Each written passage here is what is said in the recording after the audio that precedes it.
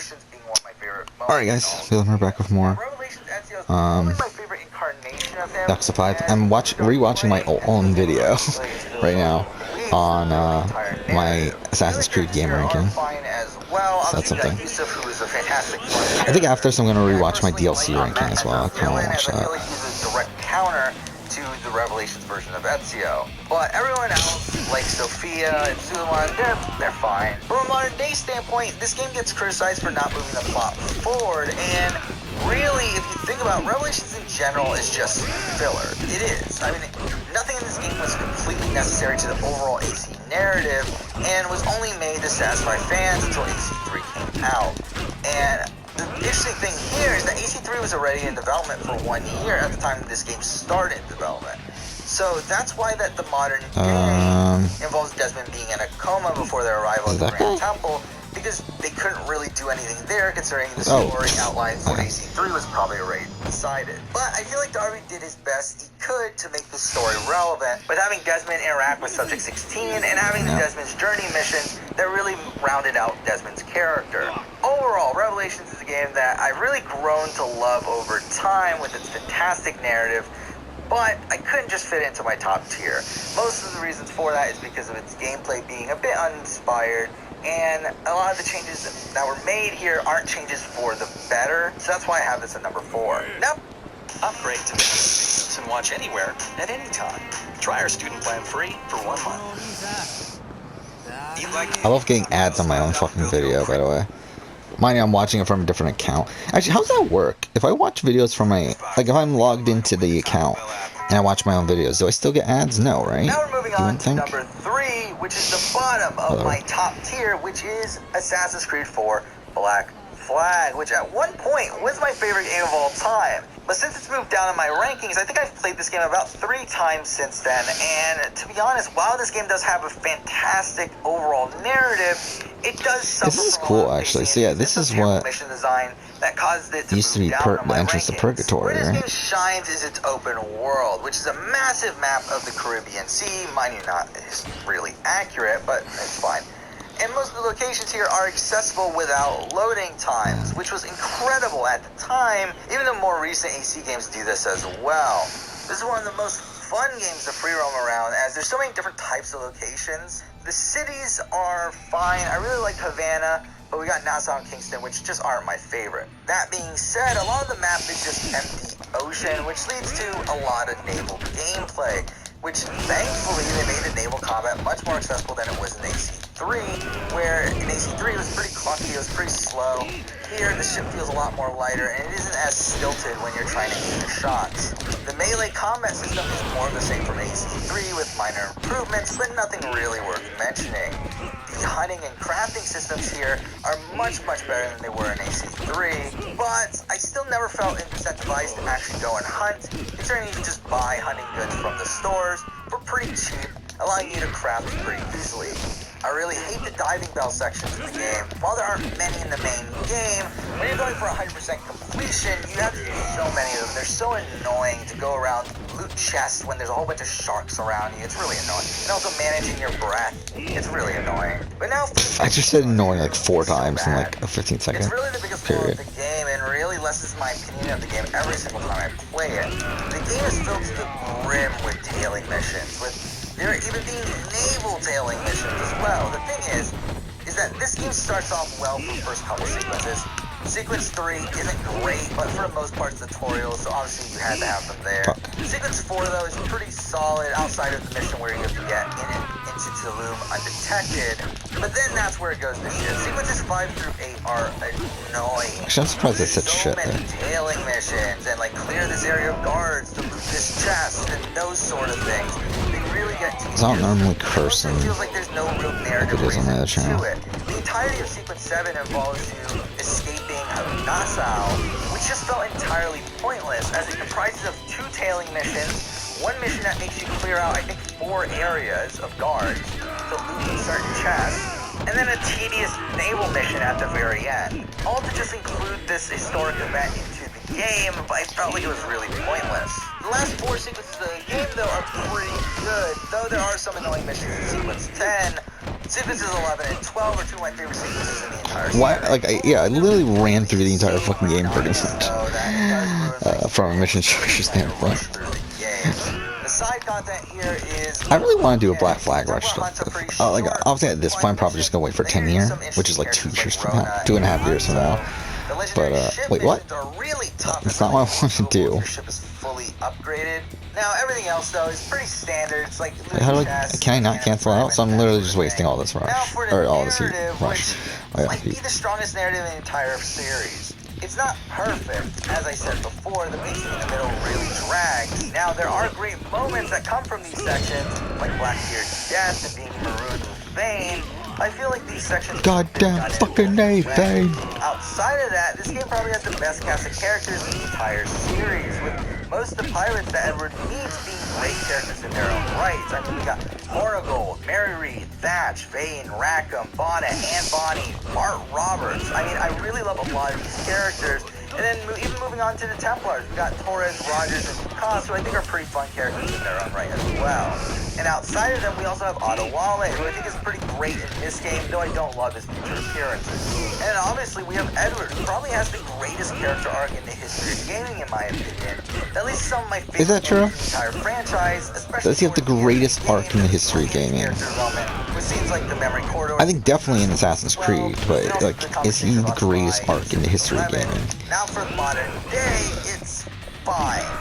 I love the extra bit of lore that you get from hacking into these computers, and I love how the twist was that John Standish was a sage, but the rest of it was pretty boring. There's a lot of crappy characters like Melanie and Olivier, and this modern day has less importance to the overall series than the ones that came before it, though it's still better than certain games like Unity and Origins. Overall, AC4 is a fantastic game with fun gameplay and great characters, but the mission structure is so bad, and with the requirement to constantly upgrade your ship, it makes this game feel like a pain to replay. Oh, is it this guy over So that's there? why I place it at the bottom of my top tier. And now we're moving on to number 2. My second favorite Assassin's Creed game in the series is Assassin's Creed Origins, which very easily could have been number 1. When I mentioned that there was one spot that could have changed, it was definitely Assassin's Creed Origins here. And I really debated putting this at number 1, especially after a recent replay where I really enjoyed playing this. But I do have some reservations about putting it at number 1, so that's why it's here at number 2. Open world, shit. I think this is probably the best open world in the entire series, with definitely the best looking open world aesthetically. I think Ancient Egypt was such a great setting, and they were able to really recreate this area in a fantastic way that also made it work from a gameplay perspective. The gameplay here is a big deviation from older games, but I do think it's just a gradual progression of the AC formula without stripping it of its identity like Odyssey eventually does. The combat here is probably the best in the entire series, utilizing RPG elements and light and heavy attacks to create a really fun combat system that requires skill, though it doesn't flow as well as something like Assassin's Creed Unity's. I think it also has one of the best mission structures in the entire franchise, with the fewest amount of annoying missions throughout, though it's not perfect, especially with the Aya missions, which they force you to utilize weaker weapons than the ones that you would use as Bayek, and because of that, it really makes these sections drag. And also, the naval combat in this game isn't as fluid as something like Black Flag, leading to some annoyance there as well. The side content here feels a bit uninspired, where most of the side quests here are pretty forgettable, consisting of you rescuing people from forts or killing a group of guards. And Who's this guy? Locations makes this a really annoying game to 100% complete. Now for the narrative, I who's think this guy? this is Okay, a what the big fuck? mixed bag, where it has some of my favorite moments in all of Assassin's Creed. The Rujik scene, the Bedunaman scene, really just all of the memory corridor scenes. Almost missed that. Oh fuck, okay, I did miss that one. Brotherhood. All these are really great scenes, some of my all-time favorites. But I also feel like there's a lot of wasted potential here. The pacing is a bit off at points. There are some plot points that are a little bit confusing at first. And then there's also just the wasted potential of the origin story of the assassins, which just feels like a blatant retcon. But from a character perspective, I love Bayek. If we had gotten another game with him, he would easily be my favorite protagonist in the series, and probably one of my favorite protagonists in the history of gaming. Now, like Edward, he does get a full character arc, though it's not as blatant as Edward's, with that scene where he rescues the child at the end of the game really being such a fantastic moment as well, really encapsulating his character. I also just love how he was acted by Abubakar Salim. He was just acting with so much passion, as he gave one of my favorite performances in the history of gaming, showing so much emotion during the Rujik scene, the Medunaman scene. It's really I just wish you to say fuck this any other again. performance we've seen in the Assassin's Creed series. But at the same time, he also has a lighter side to it, where he doesn't bow down to Cleopatra. He has jokes that he makes with Apollodorus. He really is just such a fun character. The side characters here are a bit more mixed. I think Aya is well acted, also written pretty inconsistently, making her a less likable character than the game tries to make her be. The villains, like Cleopatra and Caesar, are just okay, but some of the Order of the Ancient members are pretty good, like Tahaka, Meduman, while there are other ones that are pretty underdeveloped, like Perdike and definitely Flavius, who I do love Flavius, he's how terrible he is, but he's still obviously not a great character. And it's kind of a similar thing with characters like Hepzibah and Apollodorus, who aren't given much to do, but what they do is pretty fun. I do think they have some funny moments, even though they aren't the greatest characters. The modern day here sucks. Why do you say it like that? Modern day with Layla being introduced, she's a terrible character. There were some really dumb moments here, like the moment where she's literally about to get murdered by Absurgo, who just found her hideout, and for some reason, after killing the people that were going to kill her, she decides, you know what, let's go back into the anime. It's like, yeah, that's definitely a smart thing to do there. Overall, Origins does have its flaws, but Nowadays Origins would definitely be lower. from a pure gameplay standpoint, Like, I love Origins, I still do, but I think like... I think it's such a perfect progression of the Assassin's Creed formula, while staying true to the series' identity, and also while having a great character like Bayek. And again, while I do consider putting this at number 1, it does have flaws, which makes me put it here at number 2. And now it's time for my favorite game in the series. My number 1 game in the Assassin's Creed series is AC Brotherhood, which again, I really struggled with putting this at number 1. But to me, I feel like this is the most pure representation of what Assassin's Creed used to be. But at the end of the day, it's still not perfect. Like I said of ACT, the setting of the Italian Renaissance is pretty cool, but I don't love Rome as a city. The main city itself is good, however the surrounding areas are pretty annoying as it's filled with cliffs that you can't climb, making you have to run around. From a gameplay perspective, this game improves upon the gameplay of AC2 in pretty much every single way. The combat is more offensive with the addition of execution streaks, allowing you to kill multiple guards pretty easily after your first kill, and also having gain access to pistols. The addition of the crossbows also really helps the renovation system here expanded to the entirety of Rome instead of just Montreal Germany, which was a fun inclusion to this game. No, actually. The assassin recruit system was introduced here as well. First of all, let's and while go here, I I think guess. it was improved upon in Revelation, it is better utilized within the main story here, Let's as it is an integral use part in certain main the... missions. Now, from a mission structure standpoint, this game is good but not perfect. Sequence 4 is brutal in this game, as most of the missions are tutorials, but there's for some reason multiple tutorials on the recruit system, with one of those missions being a tailing mission. That is probably the most boring tailing mission in the history of Assassin's Creed. And the thing is, like, Brotherhood has a lot of tailing missions. It has one with Banker that's also pretty annoying, and the most annoying one is the one with Loretta, which is definitely the most tedious one in the entire franchise. But when it comes down to side content, this is easily the best game in the series. There are the standard courier and assassination contract missions, and there's also thief and courtesan missions that aren't much better than those, but there's so much more than just that. There's the Christina memories, which are fantastic, as they allow you to see more insight into Ezio's love life, though the missions themselves can be kind of annoying. You got Templar Agent missions, which are pretty much glorified assassination contracts, but I feel like they add an extra bit of narrative to them that make them a bit less monotonous. The War Machine missions are really impressive, yet kind of annoying because there are sections where you're being protected, but it is impressive that they took their time to create these set pieces and these different vehicles for you to pilot. The Lair Romulus missions are a great progression of the two from AC2, creating more diverse gameplay within them. And then we got the Crews, which are the subjects of the Glyph in this game, which leads to a really interesting mysterious message from Subject 16, which was an interesting piece of foreshadowing back then, though it never amounted to anything. And And I feel like it's also something that they could have done something really interesting with, especially after the events of AC3, but they never went around and did it. Now, from a narrative standpoint, I think it's good. It's not as good as AC2 or 4, but it does what it needs to do to progress Ezio's character through subtle character development, and gives us a fun Cesare. Though I will say that this goes for 2 as well. I don't love how the villains come off in this game, as they're very cartoonish, they're very evil for evil's sake. So in exactly a week from right now is my job interview for that job that I've been talking about. So that should be interesting. With the devil being shown just to be maniacal villains. What this game does perfectly, though, is the modern day. Brother's modern day is what should have been done throughout the entire series, but for some reason they never replicated it since. I mean, honestly, does try to replicate this formula, but the problem there is the writing. The writing just is so poor that it comes off as a joke. But here, I do like that the modern day is mostly optional. Is this before Fate of Atlantis? Characters that you'll only see if you exit an Animus after. Nay, yeah, so this is way before. This makes these characters so much It is more before even episode 1 of Fate of Atlantis. You see them banter and have fun, which is something you don't really see them do throughout the main story. The mysterious tone of the modern day from Aces 1 and 2 continues on here, and is something I sorely miss. The entire section at the end of the game with Juno is one of my all-time favorite moments in the series, which again leads to some cryptic words that mostly lead to nothing. Obviously there we also got the death of Lucy, which completely blew my mind at the time. Overall, AC Brotherhood is my favorite game in the entire series, and a lot of that comes down to the modern day and also the quality of the side content. The main narrative itself does have some fantastic moments within it as well.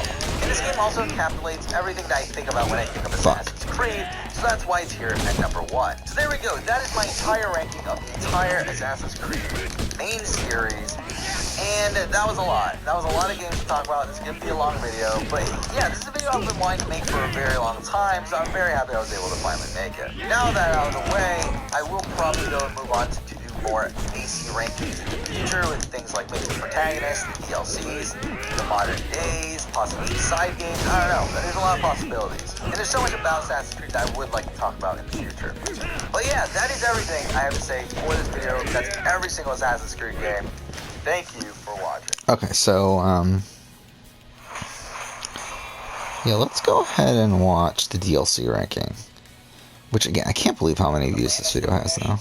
Now that's fully out, so I finally started making this video. Now this list will only include the bigger DLCs, those that were released after the original release of the main game. So none of those like one mission DLCs or any like pre-order bonuses or anything like that. So like the Copernicus Conspiracy or the Benedict Arnold missions are not going to be included okay, can you now, not? There will be light spoilers throughout the video, so don't watch it if you don't want to get spoiled. So with that out of the way, let's get into it. This had no scripts, right? 13, the worst DLC in the Assassin's Creed series for me that was a is waste. the Last Maharaja. And to be honest, I consider not even talking about this one, as I really don't have much to say about it other than it sucks. I mean, I only played it when it originally released, and at that point it was pretty broken.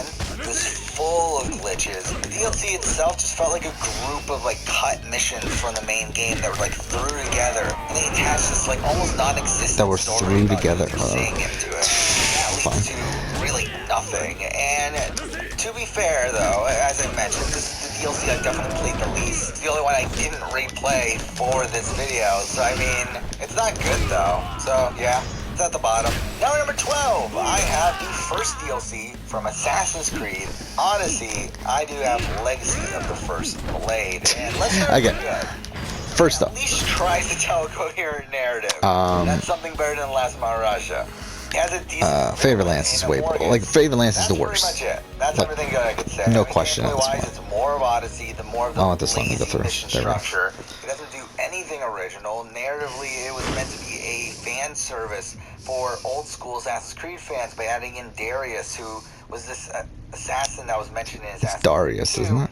And they made this legendary figure into a generic antisocial old man character. Natakas is probably the worst character in Assassin's Creed history. I mean, the forced relationship with him and the Mystios is just terrible. The Aya thing at the end makes no sense in the way that they actually show it with the pyramids and everything. It's just so dumb. Legacy of First Blade really brings nothing to the table narratively or gameplay-wise, and spends most of its time being I will say, not boring. It's Legacy of First Blade is a bit higher for me now. Now for number 11, and that is the DLC for Assassin's Creed 4 Freedom Cry, which is lower to me because I find this DLC extremely boring, both narratively and gameplay-wise. I haven't replayed it, but in a while. But he works much better as a supporting character than a main character. And following Adewale as he liberates slaves just isn't the most captivating thing in the world. And for the most part, gameplay-wise, it's more of the same from AC4. You spend most of your time here in plantations, saving slaves, and again, it gets a bit monotonous. But that said, I do think there was more care put into the making of this DLC than Legacy of First Blade, and more care was put into the writing. So while I don't find the writing particularly great here, it is probably stronger than the next few DLCs on the list, to be honest. But I find the DLC as a whole pretty dull, so it's tough for me to rank it higher than number 11. Now at number 10, I have the second DLC. How do I fit if Atlantis is high? And that is the Fate of Atlantis. I did contemplate putting this one spot lower, as there are so many negatives with this DLC. The writing is abysmal, the voice acting is terrible, the story makes no sense, especially considering Cassandra herself knows that everything that's happening is a simulation. The modern day is something. I mean, oh my god, they're really some of the worst scenes I've ever seen in the entire franchise. I mean, the ending with Octo is so laughable. It really just cements Layla as one of the worst characters in possibly all of media. The mission structure is abhorrent at points, especially in episode 1. But I will say that I did get some more enjoyment from this DLC than I did from the previous ones. Unlike Legacy of First Blade, they did put a decent amount of work into implementing some new gameplay mechanics and building new worlds that use some unique assets. I think it has an intriguing premise narratively, even though it doesn't live up to it at all. And I think there's a quality to this DLC that's like so bad that it's good. I think like with both Legacy of First Blade and Freedom Cry, I just find them extremely boring. But with this one, at least there's like things I can like just laugh at. And I feel like that puts it above those other two for me. So that's why it's here at number 10. Now for number 9, I have the DLC from Assassin's Creed 3, Tyranny of King Washington, which is a really strange DLC, as it's the first time within Assassin's Creed that they did some really ridiculous things with the lore. Actually, I could probably do a Tyranny King Washington retrospective if I really wanted to. I never actually thought about that until now. I won't, but it's like, I just realized I feel like Tyranny King Washington is something that there's enough there to do a full-on retrospective there. And the pure evilness of like Washington and Putnam, these characters that you knew in the main game, always felt like really comical to me. Gameplay-wise, they add in these new abilities, which are also pretty lore-breaking, where Connor is able to turn himself invisible or fly from ledge to ledge. I mean, it's really just ridiculous. There are some really annoying missions in this DLC as well, a lot of them forcing you to use these abilities. But what puts it above the other DLCs for me is that I do feel like this DLC feels a bit more complete. It's more coherent narratively than something like Legacy of First Blade and Fate of Atlantis. And I don't find it as boring as something like Freedom Cry. But at the end of the day, it's still not good. Yeah, not a big fan of Tyranny King Washington. To be honest, my DLC ranking hasn't changed that much. If I were to redo it, it would be to add the other two, which I probably will at some point. 2, the Battle of Forli. And I know a lot of people like this DLC. I've never cared for it. I found it really strange that this was supposed to be part of the initial game. And Battle for Forli doesn't really feel like it needs to be there. Now, I will give this DLC credit narratively in some aspects. It does expand upon Ezio's relationship with Machiavelli and Caterina, and also shows the assassins and Leonardo learning more about what the apple can do. Also in this sequence, we see how Ezio gets the map to the Codex pages. However, from a gameplay standpoint, I feel like it's just complete filler. I mean, the mission structure here is pretty stale, with them just being pretty generic missions that... Why is everyone ripped in this game? The area of Forli as a whole is pretty dull to me. I never particularly cared for it. And to be honest, the only reason why this is so high on the list is because at least it has Ezio, and at least it has some importance to the overall narrative. But at the end of the day, I just don't find this DLC fun. I find it annoying to play, so I still have it ranked here at number 8.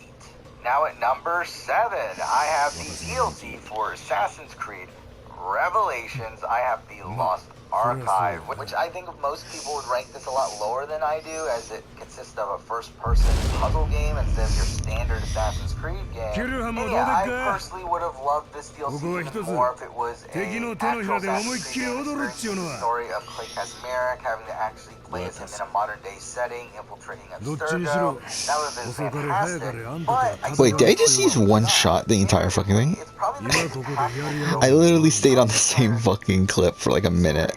where we get the reveal that Lucy was a triple agent. We get the backstory of Subject 16, this new character from all the previous games. We learn more about Juno, who is obviously the main antagonist of the series at this point. It's a fantastic DLC narratively.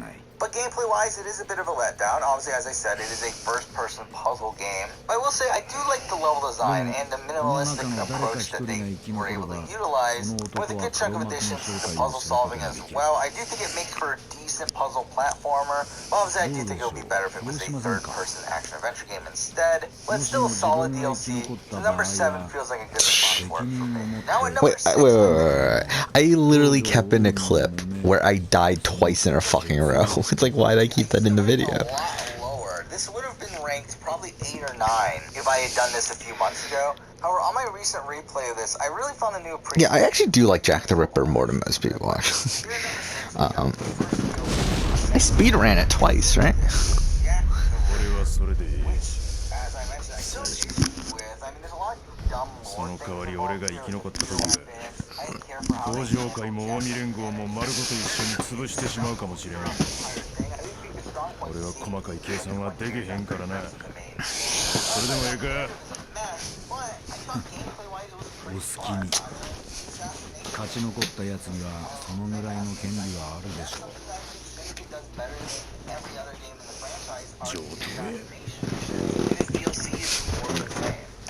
Aspect of some of the missions where you're looking for clues that Jack left behind. So, while this DLC is not perfect, I do feel like I have more positives about this DLC than any of those that I have ranked below it, so I stand by it being here at number 6. Now at number 5, I have the DLC from Assassin's Creed. I run through this pretty quickly, though. I have Dead Kings, which in comparison. Overall, I really enjoy. I do love that this serves as an epilogue to and this will be more like how I would approach the series ranking if I were to do it now.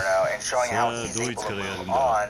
And because of that, I do really like the narrative here. Gameplay-wise, though, it's a bit more mixed. I find the new area in this game pretty bland. It's dark, it's gray for the most part. And what sucks even more is that you spend most of your time in this DLC underground, which is something that I really hate. There are a good amount of sections where, just like in the main game, stealth plays a major factor, and the stealth in Unity is pretty janky. DLC also has a lot of backtracking, which also gets pretty annoying in the back half of the DLC. But overall, I do think that this is a welcome addition to the AC canon, serving as a great epilogue to AC Unity, while also not retconning everything or making a mess of the lore like pretty much every DLC that I talked about previously. So, while it has more flaws gameplay-wise than those I talked about earlier, I think its narrative makes up for it, so I have it ranked here at number 5. Now, for number 4, I have the second DLC from Assassin's Creed 2, and that is Bonfire of the Vanities, which is pretty much better than Battle for Lee in every conceivable way. I think the only point you can really debate is the impact it has on the overall franchise, as Battle for Lee doesn't technically show more important events in Ezio's life, while in this DLC, outside of Ezio's speech at the end, which is an all-time great AC moment, the DLC doesn't really add anything narratively to the franchise as a whole. But gameplay-wise, I do think this DLC is pretty strong. I mean, the entire DLC comprises of assassination missions, and for the most part, they're pretty fun. There are some annoying ones, and those are the ones that require you to stay undetected. But kind of like Battle for Lee, I do feel like, again, this is kind of unnecessary and ruins the pacing of the end of AC2. So even though Ezio's speech is a fantastic moment, and really displays Ezio's character development throughout the course of AC2, I do feel like its pointlessness kind of leaves it out of the top 3 for me, so here it's at number 4. Now at number 3, I have DLC from Assassin's Creed Brotherhood, which is the Da Vinci Disappearance. And for the longest time, this was my favorite DLC. It pretty much does everything right. I mean, we get more of Ezio's relationship with Leonardo. We get to see what has become of some characters from the main game, people like Lucio and Lucrezia. There's the connection to the modern day with the ending revealing the location of the Grand Temple, which is how William Miles and the Assassins get there by the end of Revelation. The missions are pretty fun here as well. The Lucrezia mission and the final mission with Leonardo pretty much being assassin tombs, which were my favorite style of mission from the original games. I mean, the puzzle to find Leonardo, I found that pretty fun. I will say though, the Palazzo mission does get a bit annoying, where you have to mark the paintings and stuff. I mean, that's not great, but overall, I still really enjoy the Vinci Disappearance. And it was my favorite DLC until about 2 years ago, but more recent DLCs came out since then that, in my opinion, are far, far away the best in the series. And if you can't tell, the 2 remaining DLCs both come from Assassin's Creed Origins, and it really comes down to which one is better. I think most people would have the one that I have at number 2 at number 1, but for me, number 2 is the Curse of the Pharaohs. And the main appeal of this DLC for me are the Pharaoh's realms throughout the game.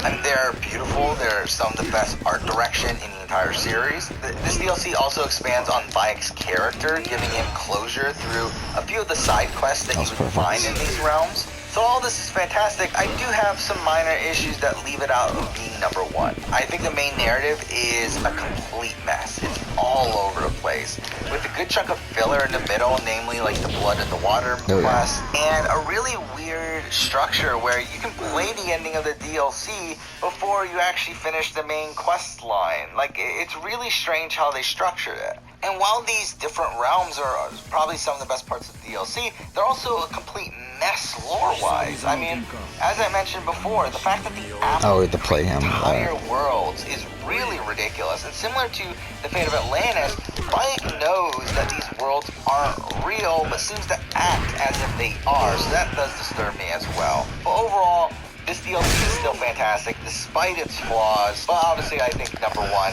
is far and away better. And at number 1, I have the other Assassin's Creed Origins DLC, and that is the Hidden Ones. And for me, it's not even close. I mean, I truly look at the Hidden Ones as a pretty perfect DLC for Assassin's Creed. While it's on the shorter side of things, it really feels like an epilogue to Origins, showing Bayek further cementing the kid was just standing there. What the fuck? Oh, it's fucking weird. Of the Assassin's Creed, with the confrontation of Gamelot being one of my favorite moments in all of Origins. The DLC, from a gameplay perspective, comprises of assassination missions, which for the most part are pretty well done. There is that one mission where you're escorting Tahira and the other guy outside of the camp, and that can get annoying. That's not great. But everything else, mission structure-wise, I think is pretty strong. But something else that puts it above the other DLCs for me are the side quests. I think the Hidden Ones here has some of the best side quests in all of Origins. I mean, the Shadows of the Scarab quest is probably my favorite side quest in the entire series, showing Bayek's skill as the leader of the Hidden Ones, being able to recruit Kawab, who was Tahaka's son from the main game, which I thought that was a really cool callback as well. Overall, I really love the Hidden Ones. It really feels like a Bayek movie to a degree, with a really tight, concise narrative and strong themes. And mixing that with a pretty strong mission structure and great use of characters, the Hidden Ones is a pretty easy number 1 for me. So there we go. That is my rankings of the Assassin's Creed DLCs up to Assassin's Creed Odyssey. And yeah, I mean, I've been wanting to make this video for a while, so I'm happy I finally got it done. But yeah, that's everything. That's the video. Thank you for watching. Here's an honest way to make yourself 1,220. Okay.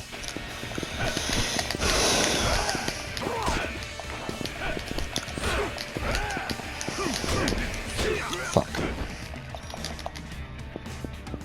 This is a really easy fight, though. Alright, so we'll end here whenever we get the chance. Alright, looks like last episode uploaded. Alright, guys. Go.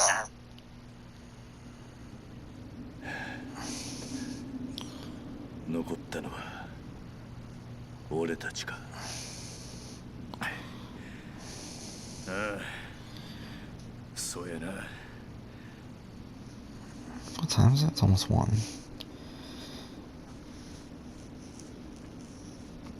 Is there any other video that I want to see? Oh wait.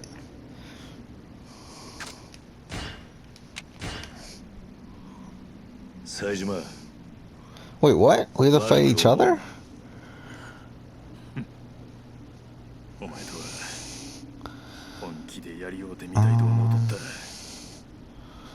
I forgot my Valhalla review is so long. You know what? Let's actually rewatch the Valhalla Alright review. guys, Dylan here, back with I a wanna new see this. video. In this video, I'll be reviewing the latest game in the Assassin's Creed series, Assassin's Creed Valhalla. Now, I used to be a massive Assassin's Creed fan where I adored all of the earlier games in the series and pretty much everything that was known about the lore. So when Valhalla was initially announced, I was very cautiously optimistic about the game, probably more pessimistic than I should have been, considering we were getting the return of the developers from Black Flag and Origins. We were having Darwin Devitt back as narrative director. We had Jesper Kidd coming back to the soundtrack, so it really felt like they were trying to do something special. But again, this is Ubisoft, so how much can you really trust that? But I will say, in the aspect of recapturing the magic that the previous AC games used to have, this game does it in spades. I mean, yes, there's still the RPG gameplay that isn't my favorite thing in the world, but I do think this game really mastered the compromise Ubisoft has been struggling with of appeasing both the casual and hardcore fan bases of the series. I do think this game does the best job at this since, like Black Flag? With certain elements of this game being the best AC we've seen since the Ezio trilogy. But for me personally, I do have several gripes with the gameplay and the structure. I fucked up. I should have just pushed triangle. If I did, I probably would have won the fight there. If you stop it from being one of the best games in the series. Now, obviously, this will be a spoiler review, where I do talk about pretty much everything that happens within the narrative. However, before that, I do want to talk about the gameplay as well. So let's start off by talking about the open world and how it's structured. Because I will say that aesthetically, most of England doesn't look too different from what we saw in Greece from Odyssey. I mean, obviously the graphics are slightly better, but it's for the most part, it doesn't feel like a radical departure. Sure. But the way that the open world is explored is radically different. While I initially started off planning to 100% this game, very similar to how I did in Odyssey, the amount of locations here was just simply overwhelming. And here, markers on the map represent the most minuscule things, where welts that are on the map could just be a random chest that's there, and there could be 10 chests within an area, and that stuff just takes forever to do, especially when you also add in the fact that most of the wells are hidden behind a barred door or a locked door that you need to find a key, or you have to do a mini puzzle to get to it. There's a lot of other circumstances there that do make the exploration of this world, to be honest, more interesting, but at the same time also makes it take so much longer than it did in Odyssey.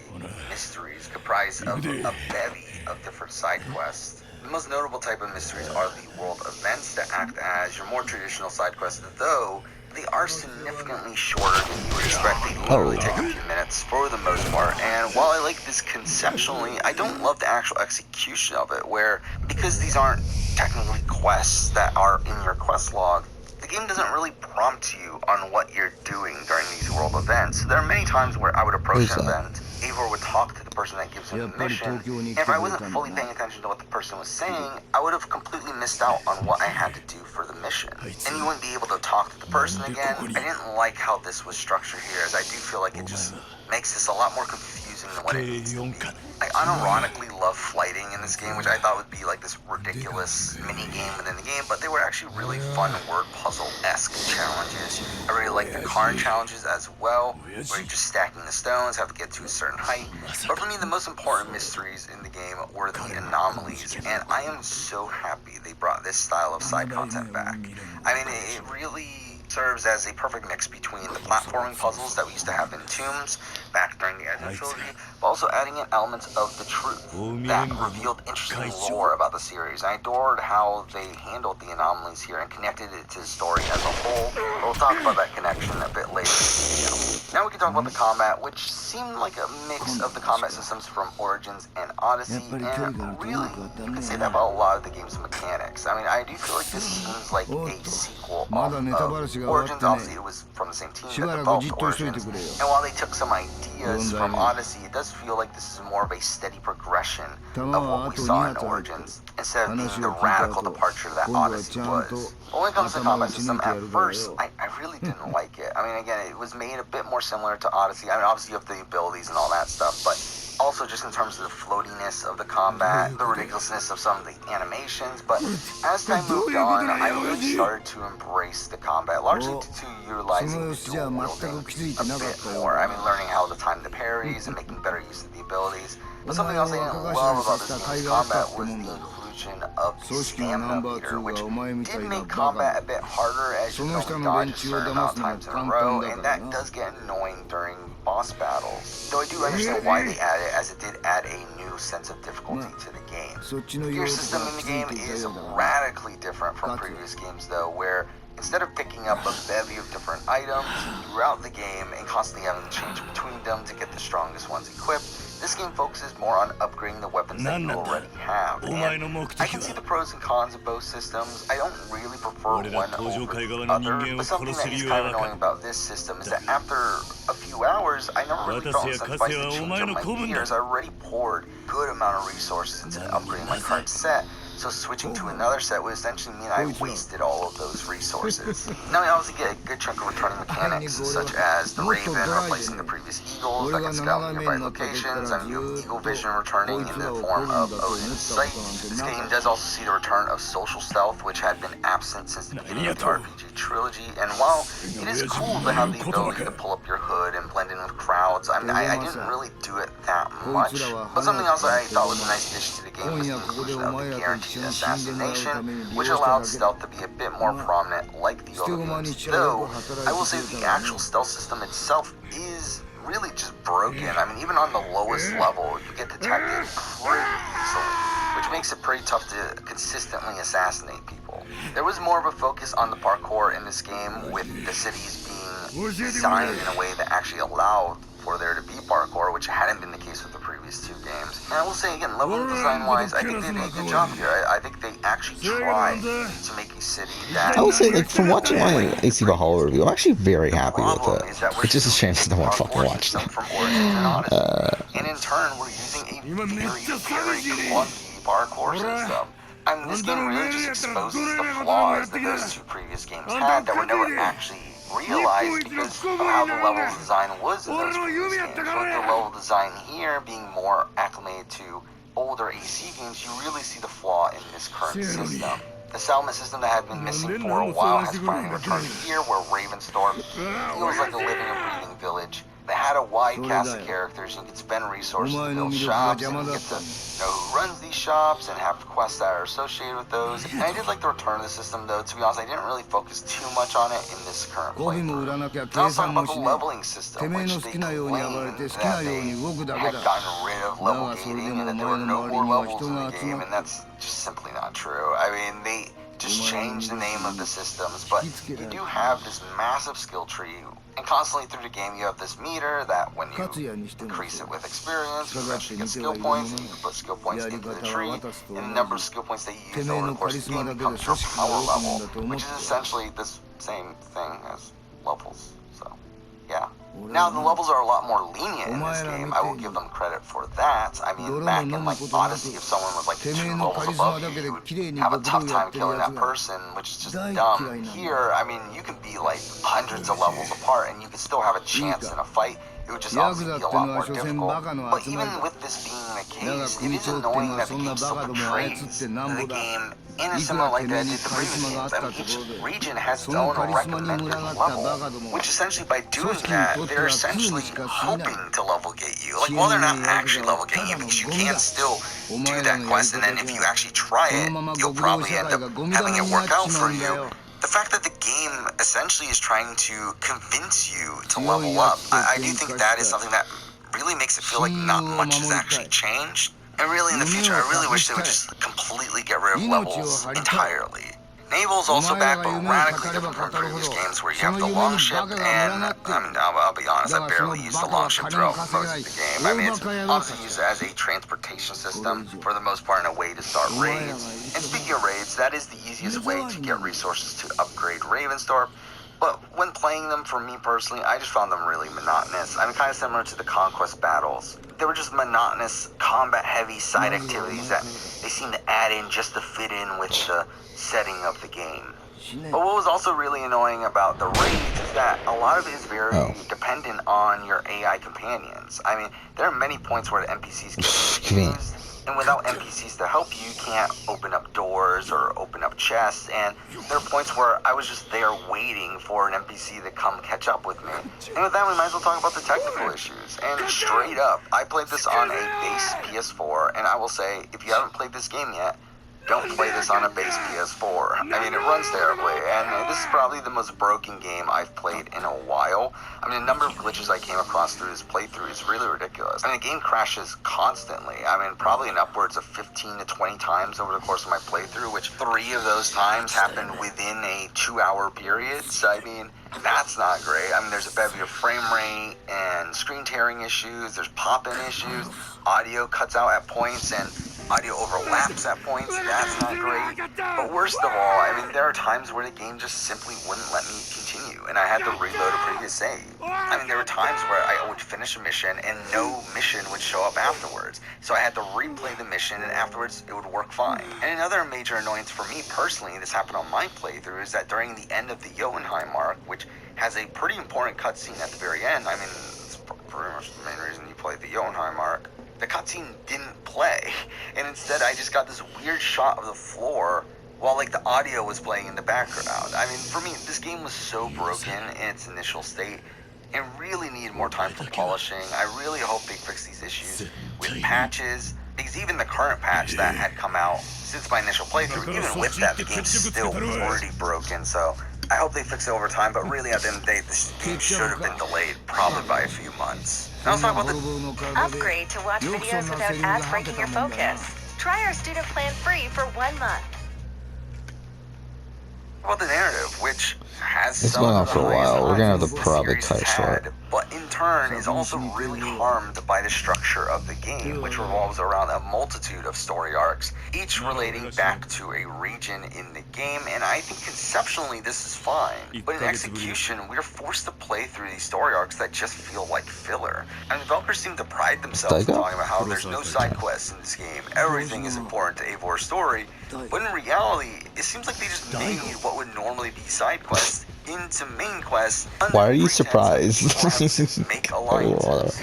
Oh yeah, I forgot he's supposed to be dead, isn't he? I completely forgot about that entire plot. And we've taken so long to play this game. I forgot that these people think he's dead. I completely forgot about that while we were playing Shinada's storyline. That was even a thing. Was it raining outside? Holy shit, it's like pouring outside. Actually, you know what? Yeah, I forgot we can pause this here. Let's just end here. I'm gonna do another episode. I don't want to really like make this go on for too long, so once your next episode continue on for now. Thank you for watching.